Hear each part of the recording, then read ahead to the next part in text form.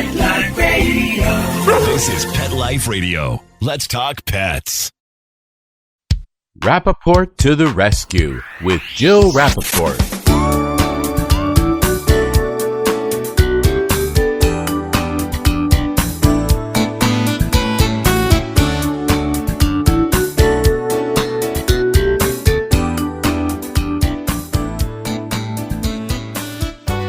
Hi, welcome to Rappaport to the Rescue. I'm Jill Rappaport on this beautiful fall day. You know, I love October. I love the smell in the air, the leaves starting to turn. But what I really love about this month is that it is Adopt a Shelter Dog Month. Well, in my life, every month is Adopt a Shelter Dog Month. But what is so crucial, what is so important about this month is the message of please think about opening up your hearts and homes to these animals in need. And this is the month that reminds us to do that. You know, the statistics are staggering. According to the ASPCA, the American Society for the Prevention of Cruelty to Animals, approximately 3.3 million dogs enter the shelter system every year. And that's when these abandoned and often abused animals have found their way to a shelter. And each one, let me remind you, each one needs a forever home. And in the beginning of COVID, which was such a terrifying time and seems to be getting even worse now, the only bright light at the end of the tunnel was that we kept hearing about all of these adoptions, these fosters, these animals were getting a forever home. And it just made me feel so good that there was something positive during this terrible time.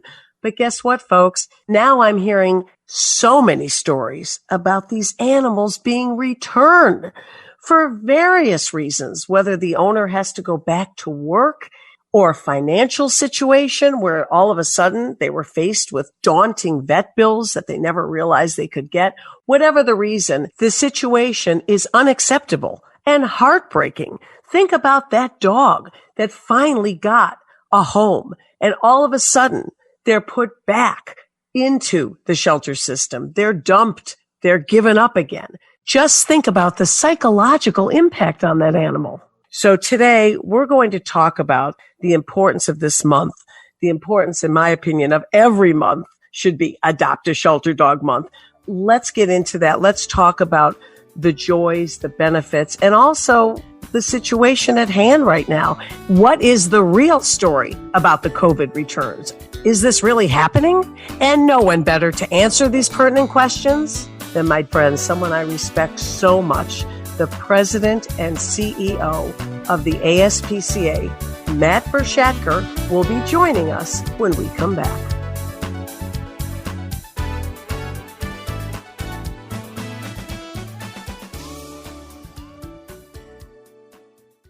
This is Pet Life Radio, the possumest pet party place on the planet. Dude, that's a lot of peas, baby, isn't it? Yeah. Get ready for some tail wagging, fur flying, feather flapping fun. Oh, yeah. PetLifeRadio.com.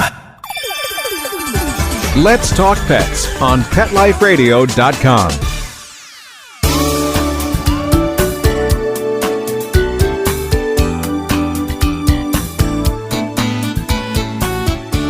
Welcome back to Rappaport to the Rescue. I'm Jill Rappaport. Now, my guest today is a true pivotal force in animal welfare, and he has been for decades. He first joined the ASPCA, which is America's oldest animal welfare organization, almost 20 years ago. Big anniversary coming up. And in 2013, Matt Bershadker was named president and CEO. Together, they have created unbelievable programs, initiatives, and saved countless lives. Matt, so great to have you on Rappaport to the Rescue. And hey, it is Adopt a Shelter Dog Month. This is always my favorite time of year to remind people what we need to do. Absolutely. October's Adopt a Shelter Dog Month. And for us, it's an opportunity for us to celebrate that human-animal bond and to remind people that there are so many lovely dogs waiting for homes and shelters across this country. Big, small, furry, fluffy, three-leggeds, four-leggeds. They're there and they're waiting for people to come in. Jill, you and I have talked about this, and there may not be any data or science to back this up, but I know in my heart that those dogs that we rescue, they know they've been rescued.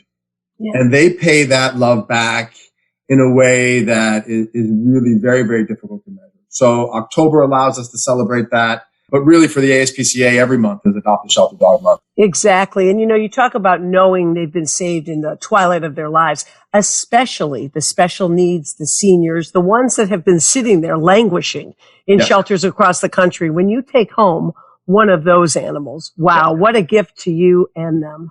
Yes. And, what people often don't think about is when you take a senior, or quite frankly, when you adopt any animal from a shelter, not only are you saving that life, not only are you bringing love and joy and companionship into your home, you're freeing up limited shelter resources for another animal that really needs to be there, right? And allows the shelter to help heal and recover that animal. So it's like a 2-for-1 when you adopt from a shelter. Matt, right from the beginning when I started this podcast, we talked about COVID, and the only bright light was that we were hearing all about these rescues, these fosters, and we were seeing shots, visuals of shelters emptying out. We couldn't believe it. We thought this is a first, and that was the only positive thing to this nightmare virus. But I've been hearing lately that the tide has been turning. So I want to get it from the horse's mouth, the dog's mouth, the cat's mouth, you. What is the story? What's happening with the returns now, the COVID returns? So, we have been watching returns, abandonment, obviously a crime, and relinquishments, right? Pretty closely. And while there have been a few upticks in a few places, we have not seen across the country a material increase in abandonment, return, or relinquishment, which is wonderful. And I think, Jill, what it speaks to really is the extraordinary power of the human-animal bond and the incredible lengths that people go to care for their pets. Keep in mind, this is a very anxiety-provoking time that we're living through, right? And what I've seen is people really leaning into these human-animal relationships to help them de-stress, to help them cope with all the uncertainty and all the anxiety. So, Jill, you're right. These are important things for the animal welfare community to watch: returns, abandonment, and relinquishment. This is the best news because I talked about this on several shows, and especially at the top, the open of this show. I have been hearing from local shelter groups and that people are returning because they didn't realize all of a sudden, my dog is chiming in, they didn't realize the cost of keeping an animal. They're going back to work, separation anxiety. So I've been hearing about these returns, but I'm so glad on a national scale, you're not hearing that. No, we are really not seeing that yet. And again, it is something that we're watching very, very carefully. What we have seen in COVID is an increase in domestic violence, right? So we were concerned that the parallel would be an increase in animal cruelty. And fortunately, there's still animal cruelty out there and it is horrific, but we haven't seen a material increase in animal cruelty either. So these are things that we are watching, Jill, very, very carefully, but we haven't seen. But it brings me to, I think, a really important point.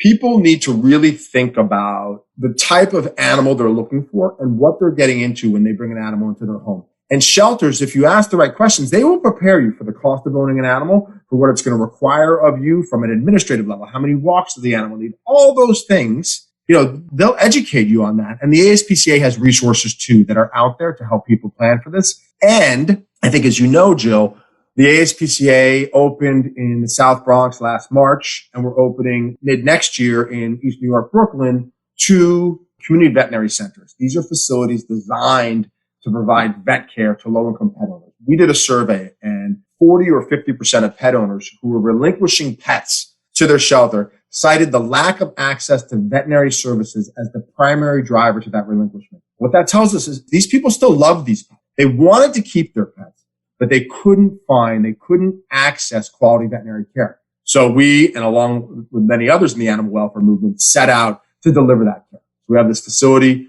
on 161st Street in the Bronx. We have a facility in Liberty City, Miami. We have mobile clinics in Los Angeles. And we're opening probably second quarter 2021, an 11,000 square foot facility on New Lots Avenue in Brooklyn that'll provide free veterinary care to underserved pet owners. That's what I hear from most pet owners and for people considering adopting. Oh boy, what about the cost? And, look, you want to know that if somebody's going to adopt, they can pay for the basic needs and care of the animal. But look, things happen along the way.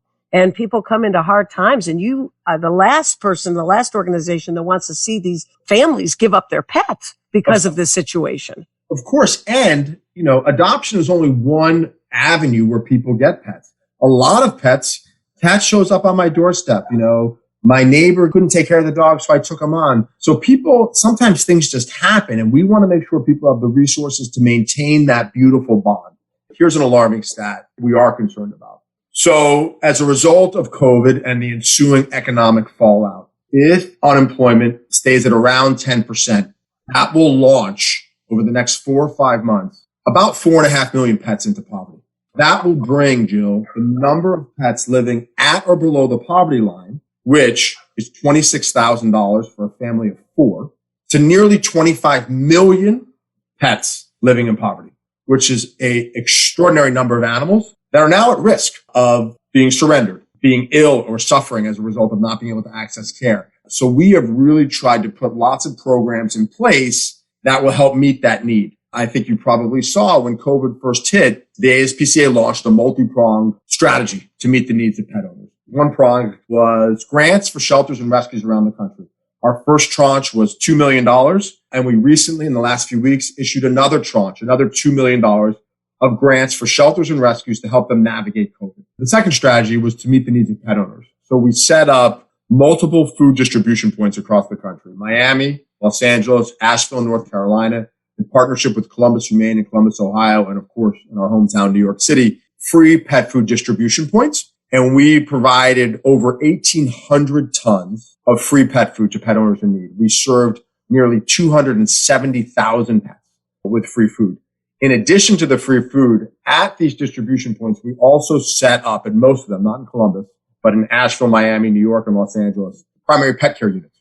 So we were also providing basic pet care to pet owners who needed it, vaccinations, flea and tick treatment, and some more advanced care. People love their pets, and they just need a little bit of help sometimes to ensure that they're taking care of them responsibly. Well, obviously, the ASPCA being the oldest animal welfare organization in the country, you've been there. You're about to embark upon your 20th anniversary as part of the organization and 7 years as president and CEO. No 7-year itch, though, right, Matt? No, are you kidding? I have the best job in the country.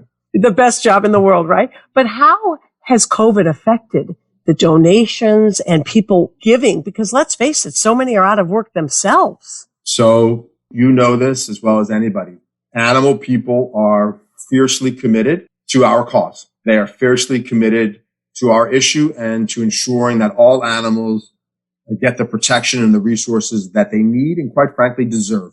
And our membership has stood by us throughout this COVID crisis and the ensuing economic fallout. And we have been very, very lucky in that we've been able to raise the needed funds to deliver these programs, to issue $4 million in grants to shelters around the country, to provide 1,800 tons of free pet food. We had some support from the Petco Foundation and PetSmart Charities in doing that. But, fortunately, we've been very, very lucky. Our membership has stood by us throughout this because they, like you and me, Jill, they understand how important these creatures are. And they understand how much value and love they bring into our lives, and they want to provide for them. We are very, very lucky. You have been involved in programs. You're responsible for initiatives in animal welfare never even thought could be accomplished and achieved. Let's discuss some of those things, what you and the A have done. Thank you, Jill. I'm flattered. I still pinch myself. I still remember the call from the board when they offered me. This feels funny to even call it a job. It is my passion. So some of the things that I'm most proud of, right? Some of the things I'm most proud of were not always universally immediately accepted. One of the things we did immediately was we transitioned the responsibility for enforcing the animal cruelty laws from our own agents to the New York City Police Department. People felt the New York City Police Department would not respond appropriately, that they didn't have time, that they didn't have the commitment. They were wrong. The New York City Police Department has embraced this role, first under Commissioner Kelly and then under Commissioner Bratton, and to this day, to respond to animal cruelty complaints in a vigorous and robust way. And it went up by 300%. And the sad part of that, of course, is these animals were being abused before. We just didn't have the scope or the bandwidth. The New York City Police Department is 50,000 people, 35,000 officers, all of them now on the lookout for animal cruelty and responding vigorously. And then we supported that through the appropriate behavior and rehabilitation that these animals deserve. through the forensic support, veterinary forensic reports. I've had police officers, homicide detectives comment to me that the vet statements that they get from our forensic veterinarians are better than the statements that they get in homicide cases from the medical examiner's office. Our veterinarians painstakingly go through what this animal has suffered and provide that in a detailed, objective way to ensure that the prosecutions are effective. And to that end, we have several former ADAs who now work for us, and they're exclusively dedicated to working with the New York City ADAs to advance these prosecutions. So transferring the responsibility of responding to animal cruelty complaints from our own agents, which, by the way, is why we were started 154 years ago, to NYPD was a very big move and something I'm very proud of. And I would say what we need as a country is we need more traditional law enforcement agencies responding to animal cruelty and taking it as seriously as any other crime. We need to follow the same path of drunk driving and domestic violence. It wasn't that long ago that those crimes were not given the appropriate consideration that they now have. So that's one thing. The other thing is behavioral rehabilitation. Dogs were being euthanized in shelters because shelters didn't have the skill or the resources to recover animals from the trauma and the abuse that they suffered. Dogs particularly, and cats too, come into shelters and they're exhibiting certain behaviors that make them quote unquote unadoptable. These behaviors are the result of abuse and trauma. If we put in place specific behavior modification and enrichment techniques, we can recover these animals and they can go on to be wonderful pets and loving pets and thrive in homes. So we began with the pilot program, and basically all the dogs that we worked with, this was in partnership with St. Hubert's in New Jersey, were euthanasia candidates because they were deemed unadoptable because of their behavior. We said, let's see if we can save 50% of these dogs through a specific program dedicated to helping them recover and heal. We ran that program for 3 or 4 years, and we saved 86% of the animals. Unbelievable. Then, with that data, the board approved a $10 million facility in Asheville, North Carolina, actually in Weaverville, North Carolina, where we built the first, and we hope not the only, and we've shared our plans and our floor plans and our SOPs with any animal welfare organization who wants them, Behavioral Rehabilitation Center. And there, we improved our performance to over 90% of the dogs. And all of these dogs, keep in mind, Jill, are coming from deprived environments, abusive environments, neglectful environments, and are exhibiting behaviors that make them, for the moment, unadoptable. The average length of stay is only about 8 weeks, right? 8 to 12 weeks, 2-3 months of dedicated, specific behavior modification and enrichment. Then they graduate and they go on. So really looking at behavior, both canine behavior and feline behavior, and putting in place science-backed programs that can recover them, and then sharing those protocols. Down in Asheville and Weaverville, we have a learning lab where shelters from around the country come. We have a dormitory on the campus where they can come and stay for free and take back to their shelters the protocols and the SOPs that we've developed so they can implement them in their own shelters, because shelters around the country are seeing animals, dogs that have been victims of abuse, and they want to help them heal. And it's why we love animals so much, is their incredible capacity to forgive and their incredible capacity to heal. Some of the things that these animals have suffered, if they happen to me or to you, we'd never get over it with therapy and everything else. But these dogs, they just want to be dogs, right? They just want to love and they just want to play. That's what dogs are best at, right?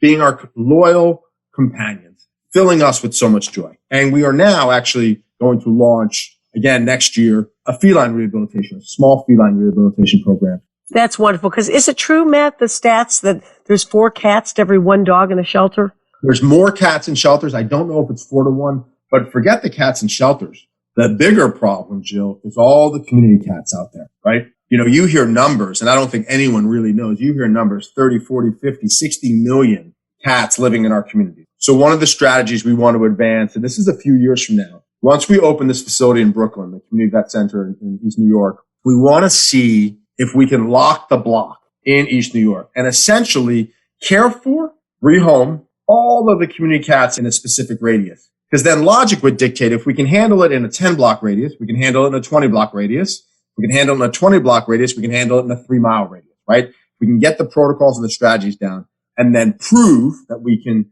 handle this population and make sure they're all appropriately homed. Then we can share that out. The other big focus area that I'm very, very proud of, and we touched on this earlier, Joe, is the intersection of pets and poverty, right? We talked about almost 25 million pets living in poverty. There is no reason to believe that people who are living in poverty don't love their pets as much as you and I do. And there's no reason to believe that they shouldn't have access to the love and companionship that pets bring. In fact, if you had less in your life, how much more might your dog or cat actually mean to you? How much more fulfillment would you derive from that relationship? And this woman, her name is Lori Hensley. She runs a group called Unchained Dogs down in Durham, North Carolina. She was talking about, Durham is a city of have and have nots. She was talking about doing some work out in the community, and a woman, I still get emotional thinking about this, a woman, very impoverished home. A woman had a dog that was living outside, pretty much under a camper. And years ago, the animal welfare community would have taken that dog from that woman and rehomed him somewhere else. We don't do that anymore. Now what we try to do is provide resources so that dog's quality of life can be improved. So that's what we did. That's what Lori did. Fenced the yard, cleaned the yard, right? Made sure there was food and medical care, and got the dog healthy. Fast forward a few years, the dog got very sick and had to be euthanized. Lori went with the woman to the euthanasia. And the woman was holding, it was a little dog, Chihuahua, Dachshund kind of mix, was holding the dog on her lap and speaking to the dog in Spanish.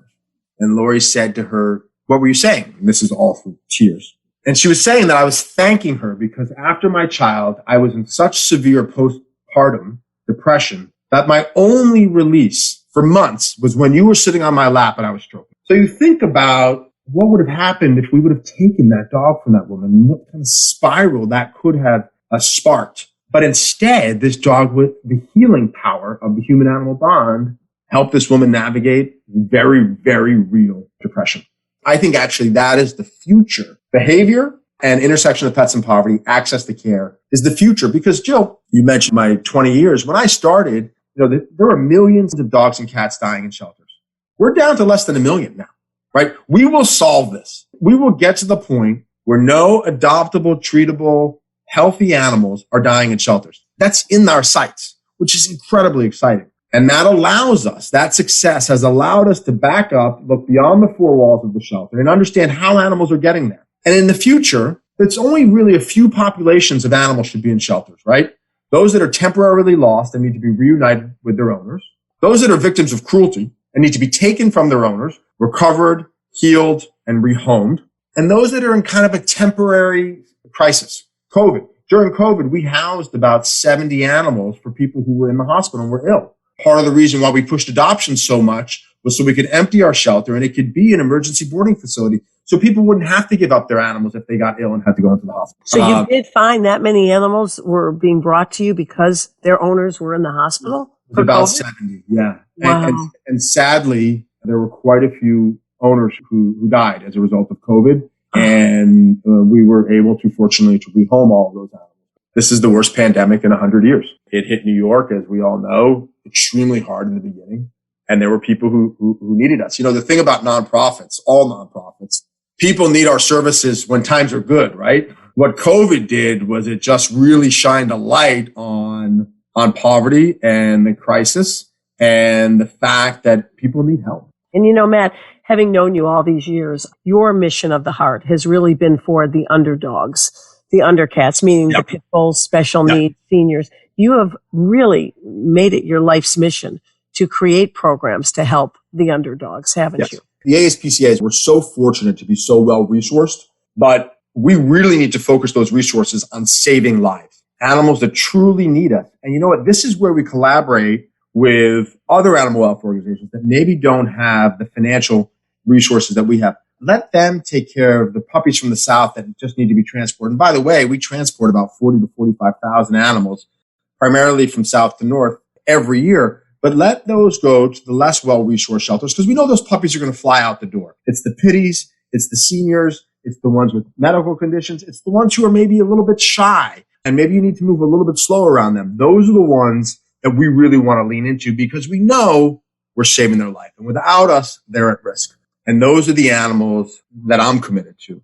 Jill, I've had, depends on your perspective, either the good fortune or the horror of having been on several dogfighting yards in my time at the ASPCA. And for me, of all the things we see, it is dogfighting that is the most horrific abuse because you combine the physical abuse with this incredible psychological torture.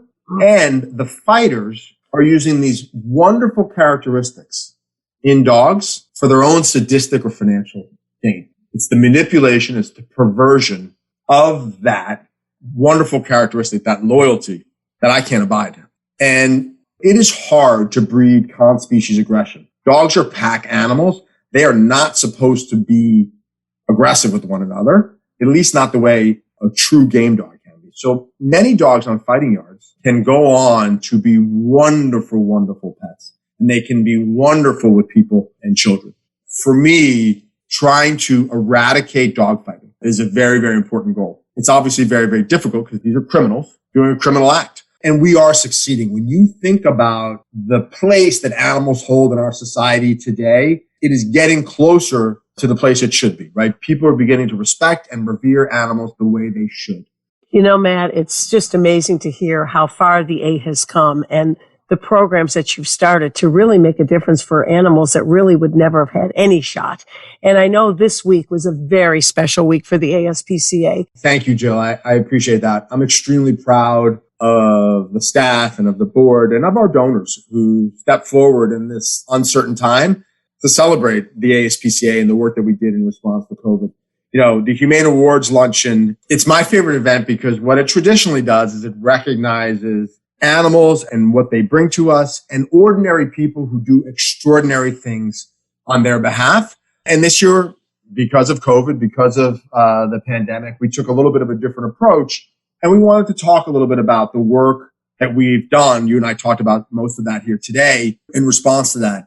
And, you know, I have been fortunate enough to lead this organization, but, you know, we're over 1,000 people, and everywhere I go at the ASPCA, there are talented, smart, deeply, deeply committed people working to change the world for animals. And the Humane Awards Luncheon allows us to celebrate all of that, which is why it's so inspiring. And I just think it's so great that you are tackling and creating programs to really save the most in need. It was all really wonderful information. Thank you so much. Thank you, Jill. I enjoyed it very much. And I love to talk about this work. And I love to talk about it with you because your commitment is so, so deep.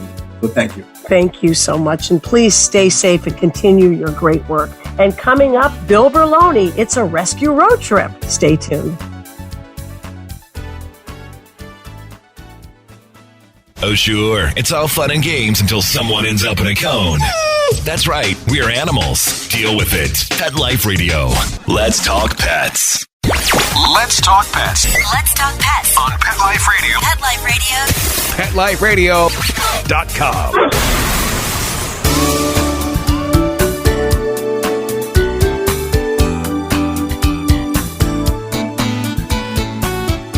Welcome back to Rappaport to the Rescue. I'm Jill Rappaport, and today we have a very special treat. You know, each week I'm joined with my pal, Bill Berloni, and this week Bill is literally on a rescue road trip. Hey, Bill, where are you? And tell us how this whole trip began. Oh, my goodness. Well, I'm somewhere in Pennsylvania, heading back to Connecticut with this wonderful dog I've just adopted, but the trip started when we found a really good Sandy dog, the dog from Annie, in a shelter in Boise, Idaho. And I had to get out there very quickly. So we found him on a Thursday. I was on a plane on Saturday, and the trip was worth it. Okay, but wait, let's not give this all away. You said you found him on a Saturday. You were on a plane. Yep. But what people don't understand, you went to get this dog. You flew, which in itself is a risk with COVID. Was that frightening for you? I was concerned. But the airlines and everybody was great. It wasn't that crowded. Okay, so then you flew to Idaho. Yep. And you're meeting this dog for the first time, which you hope in your heart is going to be the next Sandy in Annie on Broadway. You don't know. You've never seen this dog. What happened when you saw the dog? Well, they had told me a lot about him. They sent me some videotape. And when I saw him, immediately he had that look. The look I've been looking for many, many years. And I started my temperament test, and he passed 3 out of the 4 with flying colors. So the feeling that I had that this dog needed to be rescued by me, I followed it, and I think he's got the right home, and I think we have a great dog. And he's going to be a superstar. You feel it in your guts. I do. I mean, this is scary times, not only just financially, but traveling, is scary. But seeing the pictures of him in the shelter and feeling the connection, I just had to do it. How old of a dog is he? He's a year old. And what people don't understand, you're not getting on a plane with this dog. You actually rented a car and you are driving back from Idaho to your home in New York, which is what, a 5-6 day trip? And you're about 6 hours away still? Yep, it's a 6-day trip. I have one more day left. But, it's a really good bonding time. I've spent 24/7 with this dog, both in a car and in hotel rooms. And we really know each other. And we've never flown our dog's cargo. We never do. And we recommend people don't do it either. So if you're going to get a dog, you've got to travel him by car. I've done that trip. I've traveled with my dogs all over the country. I've gone from one end to the other because I'm not a big fan of flying. But it's amazing that you found this dog, you hopped on a plane during this very frightening time, and you've driven all the way back. What have you learned about this amazing dog along the way? I've named him Corey, and he was a stray. And, I always question, why did people let them go and not try and find them? Because he's a sweet lab type dog who is completely housebroken, doesn't chew, quiet. He plays a little hard, but that's easy to fix. And I've learned that he has the heart of a star. Wow. And when you get back, when do you anticipate he will get to the Great White Way? Well, it actually takes me a year from the time I get a dog to the time I get it on stage. So I'm actually doing this now, hoping that when the world goes back to normal and the next production of Annie in 2021 happens, he'll be ready. This is so exciting, Bill. What an amazing experience. When I usually catch up with you, you're either at your home, which is where we all are, or you're at the Humane Society in New York City doing your training and helping find these dogs a home. But now to catch up with you on the road, doing your cross-country rescue trip for the next Annie star. This is such great news, Bill. Congratulations to you, and what a lucky boy Corey is. And time to end another great show. And what do we always say at the end? Always stay positive.